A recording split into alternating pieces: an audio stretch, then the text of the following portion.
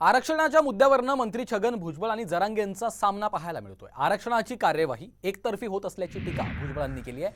त्याचबरोबर ओबीसींवर अन्याय होत असल्याचं त्यांनी म्हटलंय। दरम्यान त्यावरून आता जरांगेंनी पलटवार केला।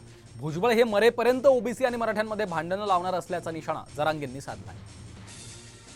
इकडून सगळे मराठा समाज ओबीसी मध्ये टाकायचे कोणते म्हणून, दुसरीकडून 3 न्यायमूर्ती आहेत, ते क्युरेटिव्ह पिटिशन वगैरे जे आहेत त्याचा अभ्यास करणार, तिसरीकडून हे जे सर्वेक्षण जे आहेत ते करून वेगळं परत मराठा समाजाला आरक्षण जे 12-15% द्यायचं आहे त्याची तयारी करणार।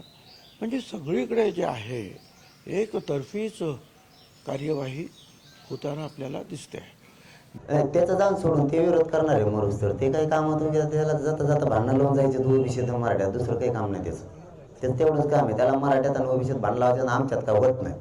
त्याचं सगळ्यात मोठं डोकं कुठं उठत आहे माहिती आहे का, भांडणं कम लागणार ओबीसी बांधवात आणि मराठ्यात, त्याचं इथं जास्त दुखत आहे पोट, आमच्यात लागत नाही। कारण आम्ही रोज एकमेका खातो पितो उठतो उड्या मारतो आनंदानं सुखादुखात सगळं चालू आहे आमचं, आम्ही खेळत नाहीत। त्याची पोट जळी तिथं आहे, त्यांच्या भांडणं लागणार आम्ही काय लावून घेत नाहीत आमच्यात भांडणं। तो तर प्रमाण असं उड्या आणून त्याचं वजन कमी होऊन एखाद्याची फुटकून जातं का